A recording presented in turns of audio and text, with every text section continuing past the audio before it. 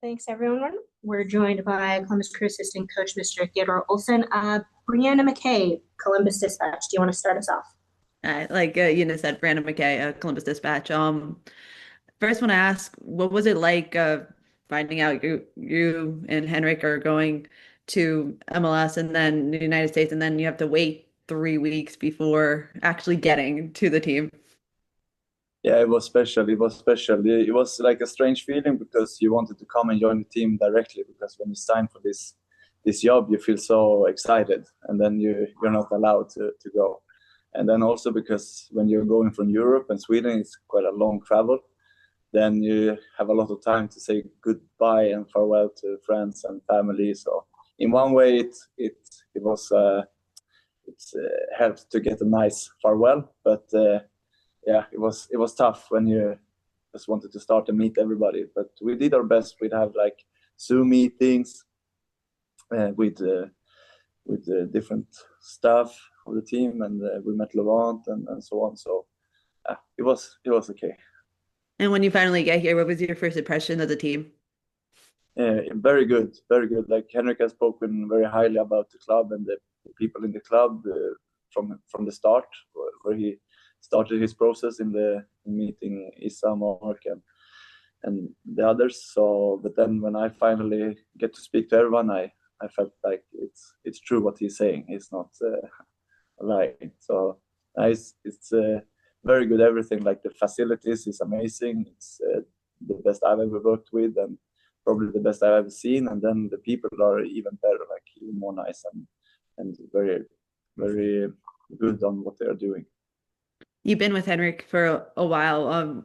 How would you just describe his coaching style, and why is he a coach that you want to be a part of his staff?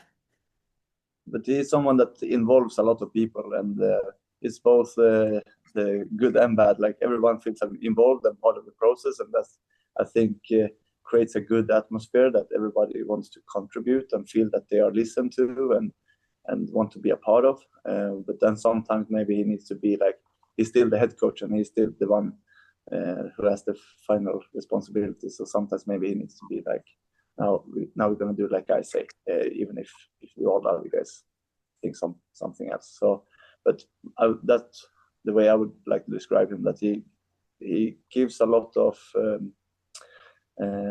got a lot of like responsibility to other staff. I think you spoke with Laurent maybe some minutes ago, and I hope he said something similar. And what would you say the responsibilities he gives you are, and what you kind of really focus in on? Now, when we are here and in a totally new club, in the beginning is to just spread the message. I think like um, try to get the message across. Sometimes you need to go to an individual player and just to see that what Henrik said has like stuck with the player, and then sometimes you need to just try to spread the word. But then later on, I think it will be more individual responsibilities, or make sure that the players feel that they can take the next step and develop within the performance of the team. So that's a thing I will focus on. Now, is it a specific message all the time, or is it a different message that you're trying to make sure is spread? What did you say?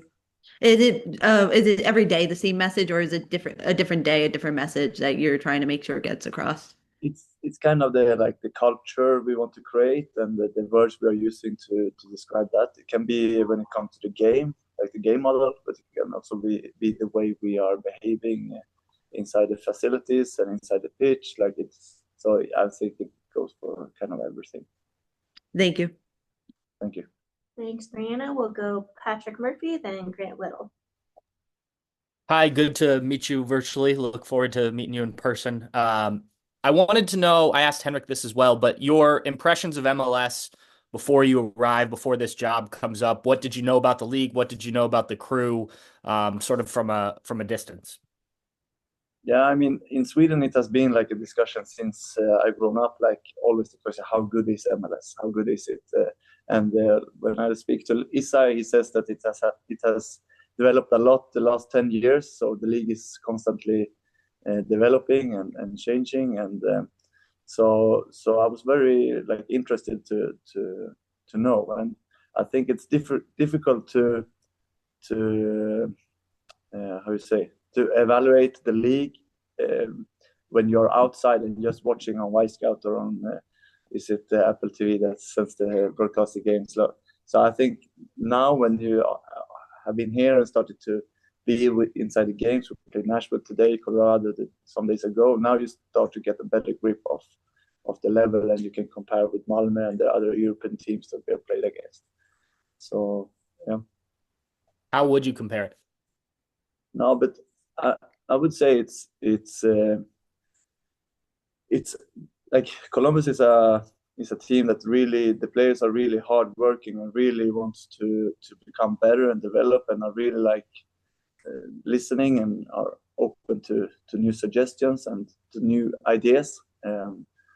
So yeah, I think it's very good level, and that's what people have been telling me before also that has been here. But then you're not really trust them 100%, because if they say it's bad, then like they are also saying themselves are bad. So but now I start to understand them. Can you take us through sort of your relationship with Henrik, how you guys got to work together and kind of deciding to come along with him to the States and to MLS? But it started 2019. He was head coach of a club close to where I'm born.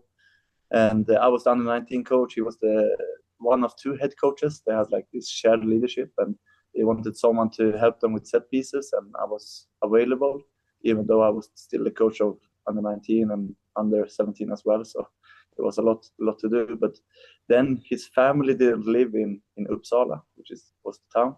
So then when he was there, he needed someone to spend his evenings with after training. So we had a lot of dinners together and started to creating a relationship from there.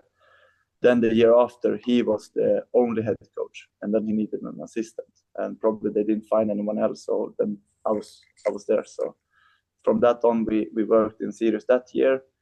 He moved on 2 years, but then when he was going to Malmö, he brought me with him. And also, if he wouldn't have gone to Malmö, I would still have joined him in the club where he was then in Kalmar. So we kept our contact, and we always wanted to work together again. And it became a little more than 2.5 years in Malmö, and now we started this chapter as well. So it's a good relationship. When you've worked with somebody for that long, I know you can kind of start to have similar ideas, but you also want to be able to kind of, give ideas, new ideas, say yes and no, those type of things. Is that the type of relationship that you guys have, that you feel comfortable saying, hey, no, maybe we try this, or maybe we try this, and him the same to you? Definitely. And we are learning together. I think we are open for new ideas all the time, and we don't want to get stuck with one idea and one script and that we won't try to accomplish. So we see that we can create things from how it develops. So we don't want to be fixed. We want to be like evolving and developing all the time. So that goes for both of us. And then I have different friends and colleagues that I speak to. He has some else, and together we try to create our way of playing.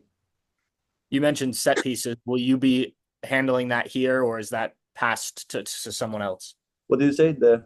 You mentioned set pieces as a way. Is that something you still work on with him, or is he passed that to somebody else? No, we will have someone that does it. So I wasn't that good at it, but we started from this. Yeah.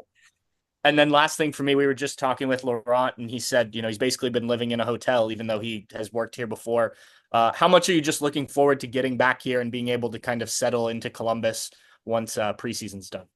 There was a lot of snow, and it's snow where I'm from, so I'm longing to come back. So now it will be so good. Now we have been traveling a lot. So we started in Florida, came to Columbus, and then it was like this, obviously, they closed the schools and everything, and then we went here again. So and then we just home for some days, and then we go to Portland for 3 days. So it's a lot of traveling, but I enjoy it actually, and but I'm looking forward to see more Columbus. That's one thing that has, like, everyone that speaks about Columbus as a city, they speak so highly. Everyone, I don't know if it's because I'm new and they want to try to say that it's a good town, but everyone is speaking so highly, and So I'm looking forward to see that. Great. Thank you. Thank you. Thanks, Pat. Grant Little, do you want to close us out? Hey, Coach, with the scrimmage today, I'm just wondering, as we approach the season, what are the kind of goals when we have these scrimmages, and what does your staff take away from this as you get through, you see the guys get minutes? It's different aspects, different objectives that we have. So some is physical, that to get them prepared for the season, but it's also a lot of relationships and try to get them to see a common picture of the way we are playing. And then it's during the game, but it's also to get the footages that we can analyze together in the meeting room, so we can try to create our way of playing together with the players, so everyone have the common picture, so we don't see different things. We want to see the same things on the pitch. That is our advantage to other teams, that we know our game better than they know. So yeah. We'll do last call. Everyone good? Great. Then thank you all for the time. We'll be joined shortly by Mr. Rudy Camacho. Thank you.